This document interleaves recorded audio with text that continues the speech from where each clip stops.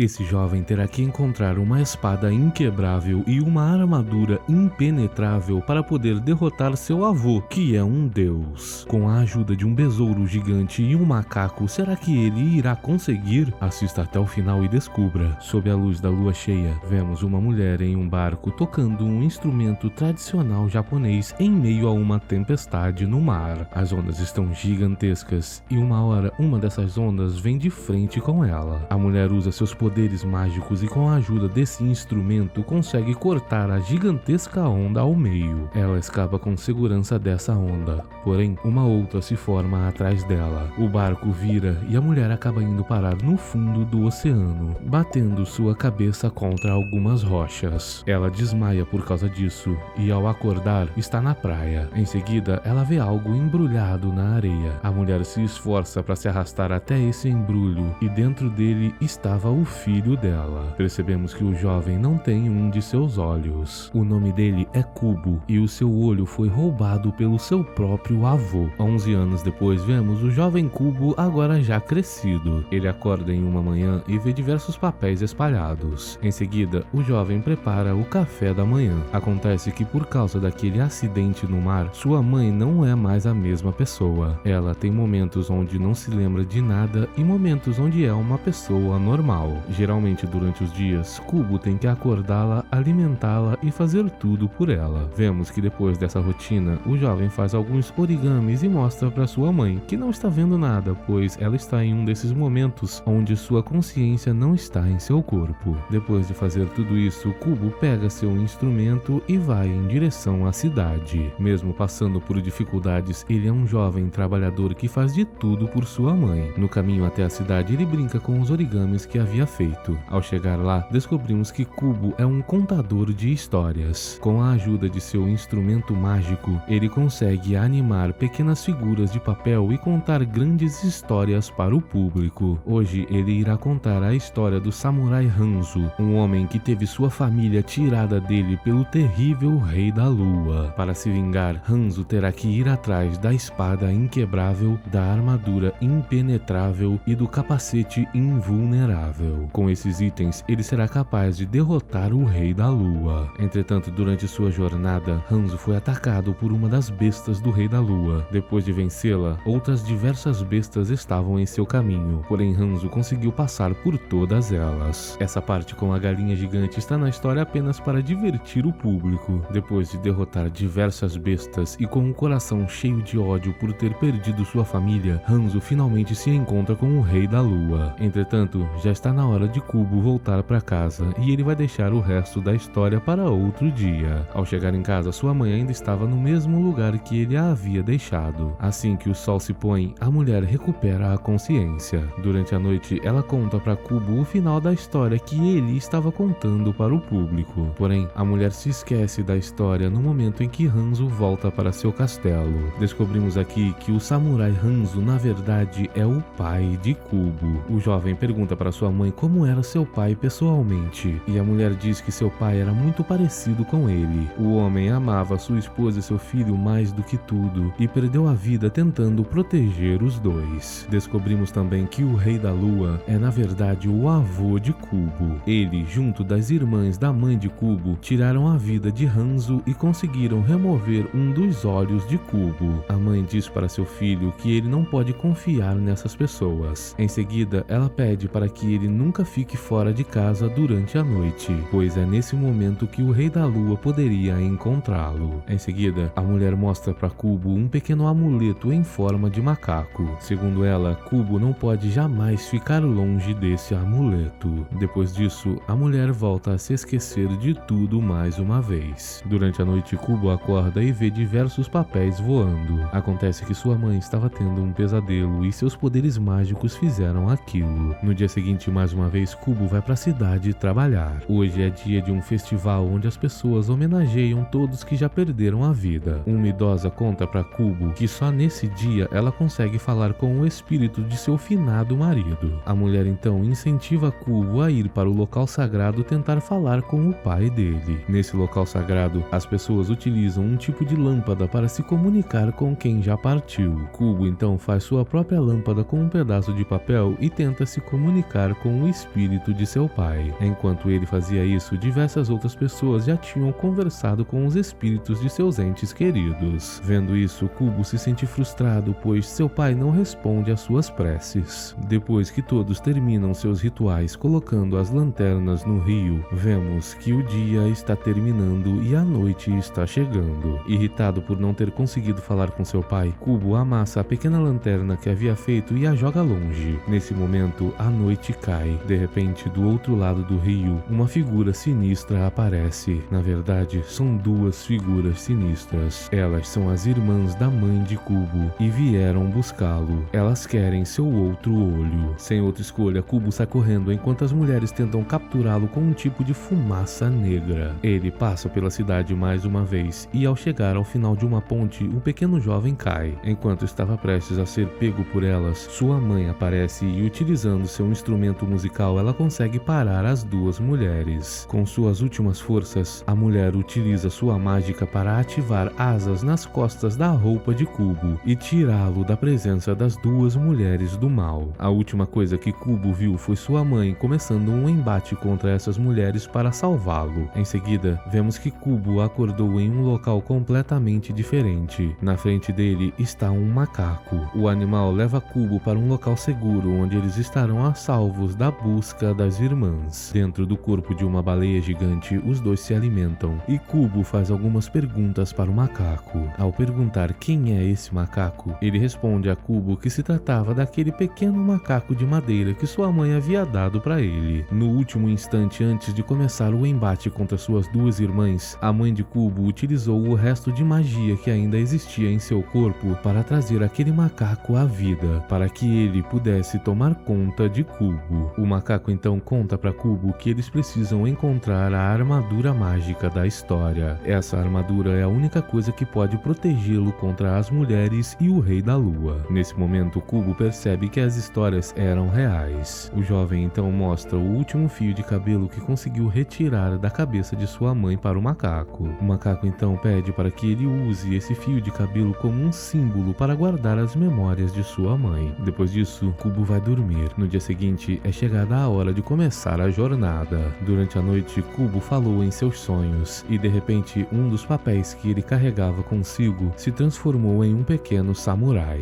Esse pequeno samurai então se levantou e começou a apontar para uma certa direção. Assim que se aproximou dele, Kubo entendeu. O samurai estava apontando a direção certa para o local onde a armadura estava. Ele e o macaco então decidiram seguir as coordenadas do pequeno samurai. Afinal, eles não sabiam onde começar a procurar. Durante o caminho, Kubo começa a tocar seu instrumento. Ele cria um pássaro de papel e depois centenas de outros pássaros. A magia do jovem está ficando cada vez mais forte e seu controle sobre ela está melhorando muito mais. Durante a caminhada, entretanto, percebemos que alguma coisa está observando Kubo e o macaco. De repente, enquanto caminhavam e conversavam, Kubo simplesmente desapareceu. O macaco então saiu correndo atrás dele. Ao encontrá-lo, o jovem estava junto de uma figura um tanto quanto estranha. O macaco quer partir para cima dessa figura, porém Kubo o impede. Acontece que aquela figura não fez nada com Kubo e queria apenas conversar. Acontece que aquele homem que parece um besouro havia visto o pequeno samurai de Kubo e o achou parecido com o famoso Hanzo. Esse homem besouro então diz que Hanzo costumava ser seu mestre. Ele fazia parte de seu exército. O besouro então conta que foi amaldiçoado. Antes disso, ele era um guerreiro samurai. Agora, entretanto, ele já não tem mais suas memórias do passado. Ao ver o besouro na roupa de Kubo e descobrir que ele é filho de Hanzo, o besouro decide dedicar sua vida para protegê-lo. O macaco não gosta muito dessa ideia, pois não sabe se o homem realmente já foi um samurai ou se está delirando. Entretanto, o besouro demonstra suas grandes habilidades com um arco e flecha. Por causa disso, o macaco confia mais em suas habilidades e permite que ele os acompanhe na jornada. Os três então voltam a caminhar. De repente, o pequeno samurai de papel encontra uma passagem. O besouro quebra a parede e eles chegam até um local com uma grande caveira de pedra. Depois de tocar essa caveira e quebrar um pedaço dela, o teto começa a quebrar e o chão também se parte, fazendo com que os três caiam para o subsolo. Lá embaixo, depois de ajudar o besouro a se levantar, os três percebem uma espada enterrada em um tipo de mão flutuante. repente, o besouro se voluntaria para pegar essa espada. Ele a remove dessa grande mão esquelética voadora que simplesmente começa a flutuar logo em seguida. Depois dela, diversos outros ossos também flutuam e no alto se juntam, formando um gigantesco esqueleto. Achando que haviam encontrado a espada inquebrável, o macaco tenta atacar o grande esqueleto com ela, porém assim que o acerta, a espada se quebra. Essa era a espada errada. Em seguida, Kubo percebe que na cabeça do esqueleto tinham diversas espadas enterradas. Uma delas deve ser a grande espada inquebrável. De repente, o esqueleto pega o macaco. O besouro tenta atirar flechas contra ele, porém elas não funcionam. Kubo utiliza sua mágica, porém ele quase é pisado pelo esqueleto. O jovem é salvo no último instante pelo besouro, que conseguia voar. Os dois pousam na cabeça do esqueleto e começam a procurar pela espada inquebrável. Eles quebram diversas espadas e não conseguem encontrar a correta. Uma hora, o esqueleto arremessa Kubo para longe. O besouro, entretanto, consegue salvá-lo utilizando uma flecha. O macaco tenta ir a seu resgate, porém o esqueleto o pega no meio do caminho. E agora? A roupa do jovem se rasga e ele cai. Para sua sorte, ele caiu em cima da cabeça do esqueleto. Agora ele tem pouco tempo para encontrar a espada, pois seus dois amigos estão quase sendo devorados pelo esqueleto. Para a sorte deles, Kubo consegue encontrar a espada inquebrável. Assim que ele a remove da cabeça do esqueleto, o grande monstro se desfaz. O besouro então pega o macaco e Kubo e sai voando com eles até uma praia. À frente deles está um lago gigantesco. O macaco quer se apressar e dar a volta nesse lago, porém o besouro diz que esse lago é grande demais para que eles deem a volta. A melhor rota seria atravessando o lago pelo meio, a nado. O besouro então se oferece para carregar Kubo. O macaco, entretanto, não aceita essa opção. Enquanto discutia com o besouro, Kubo pegou seu instrumento e começou a tocá-lo. Durante esse tempo, o jovem conseguiu atrair diversas folhas de árvores e formou um grande barco. Os poderes dele estão cada vez maiores. Todos então partem pela jornada através do lago no barco que Kubo fez. Durante o caminho, o besouro ensina Kubo a utilizar o arco e flecha. Ele rapidamente consegue acertar os peixes, porém não tem como pegar esses peixes que já foram acertados. O macaco então amarra uma corda a uma flecha e Kubo acerta outro peixe. Agora eles poderão pegar esses peixes para comê-los. Depois que o macaco faz um sushi com esses peixes, eles começam a refeição. Kubo está muito feliz, pois é a primeira vez que ele tem uma refeição com duas pessoas. O jovem então conta que tudo que ele sempre teve em sua vida foi sua mãe, e ele gostava de contar histórias para ela, pois sentia que quando as contava, a mulher se aproximava cada vez mais dele. De repente, o macaco percebe uma tempestade se aproximando, e para piorar, está ficando noite. De repente, o pequeno samurai de papel aponta para o fundo do lago. Lá é onde está a primeira parte da armadura. O besouro se oferece para buscá-la. Antes de partir, Kubo diz para ele que sua mãe costumava contar uma história sobre esse lago. No fundo dele, existe um monstro que consegue olhar dentro da alma das pessoas. Assim que ele faz isso, as pessoas ficam hipnotizadas e nunca mais conseguem sair. Mesmo assim, o besouro diz que vai encarar qualquer tipo de monstro para salvar Kubo e pula na água. Depois de um tempo, vemos que as irmãs estão se aproximando deles. A tempestade chega até o barco e até agora o besouro não voltou. Preocupado, Kubo saltou no lago para procurar por ele. Antes que o macaco pudesse ir atrás de Kubo, uma das irmãs apareceu. Os dois então começaram um embate. Enquanto isso, Kubo, que estava no fundo do lago, encontrou a armadura. Depois de vesti-la, um grande olho monstruoso apareceu atrás dele, e logo em seguida diversos outros. O jovem ficou hipnotizado por eles. Enquanto isso, o macaco estava num embate contra uma das irmãs da mãe de Kubo. Nessa luta, a irmã conta que 11 anos atrás, um homem roubou sua irmã mais poderosa dela. O amor fez com que sua irmã, que antes era uma deusa, se tornasse uma mortal. Por causa disso, a mulher odeia esse homem até hoje e está atrás do outro olho de Kubo. Enquanto elas lutavam, o besouro saiu da água para ajudar o macaco. Desesperado com a segurança de Kubo, o macaco manda que o grande besouro volte para a água. Lá embaixo, Kubo já estava quase sendo devorado pela grande criatura. Enquanto estava hipnotizado, ele teve diversas visões com sua mãe e com o macaco. O que será que isso significa? Enquanto isso, o besouro apareceu com seu arco e flecha, cegou alguns olhos e conseguiu resgatar Kubo. Enquanto isso, na superfície, o macaco que lutava com uma das irmãs acabou sendo danificado gravemente por ela. Entretanto, no último instante, ele conseguiu pegar a espada inquebrável e derrotar a mulher. Depois disso, o besouro voltou com Kubo para a superfície. O jovem estava desacordado, porém juntos eles conseguiram fazê-lo acordar. Assim que o jovem recobrou a consciência, sua magia reconstruiu o barco que havia sido destruído. Ao abrir os olhos, Kubo chama o macaco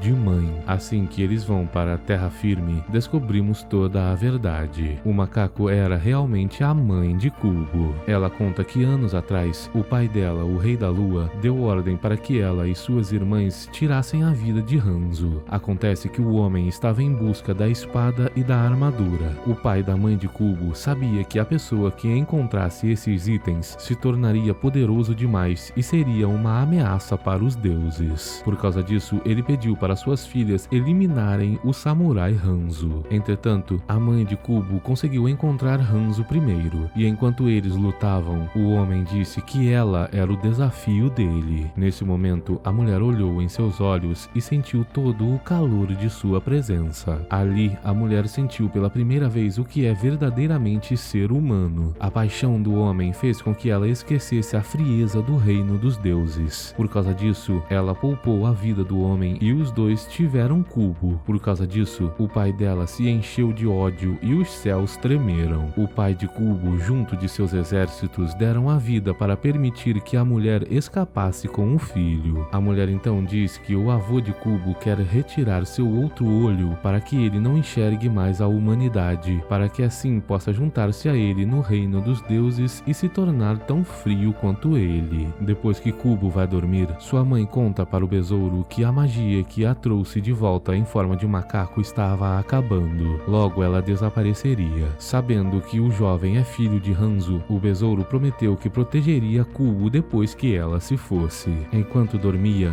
Kubo teve um sonho onde um homem que tocava o mesmo instrumento que ele mostrava a localização exata da última parte da armadura. No dia seguinte, eles partem em direção àquele local, o castelo do samurai Hanzo. Durante a noite, eles chegam até lá. Assim que entram no castelo, entretanto, uma surpresa. Aquele sonho não se passou de uma armadilha, e uma das irmãs da mãe de Kubo apareceu. Ela conseguiu capturar os três com sua fumaça negra. A mulher diz que tem vergonha de sua irmã, pois ela era a mais forte das três, e decidiu deixar tudo para trás por causa do amor. A irmã do mal então aponta para o besouro e diz que foi ele quem subtraiu a alma de sua irmã. Nesse momento, a mãe de Kubo entra em choque. Ela não percebeu durante todo esse tempo que, na verdade, o besouro é Hanzo, o pai de Kubo. Ele havia sido amaldiçoado pelas irmãs. Depois de arremessar Hanzo para longe, Kubo usa esse momento de distração para acertar o rosto da mulher. Por causa disso,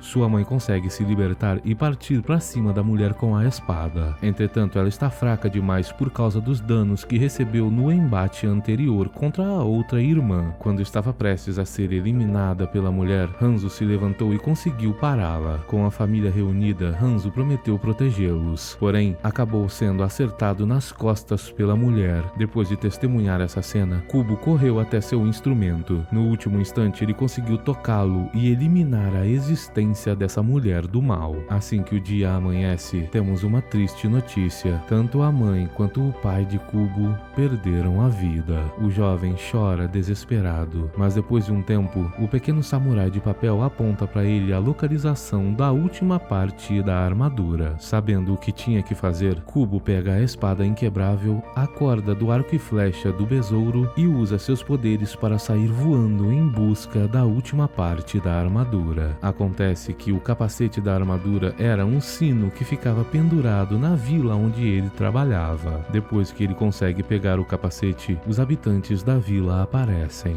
O jovem diz que o Rei da Lua está chegando e os manda correr. Ele então, com sua armadura completa e sua espada inquebrável, desafia seu avô a aparecer. O homem então aparece e diz para Kubo que queria apenas retirar seu outro olho para que ele também se tornasse um deus. Entretanto, Kubo não cai nessa conversa.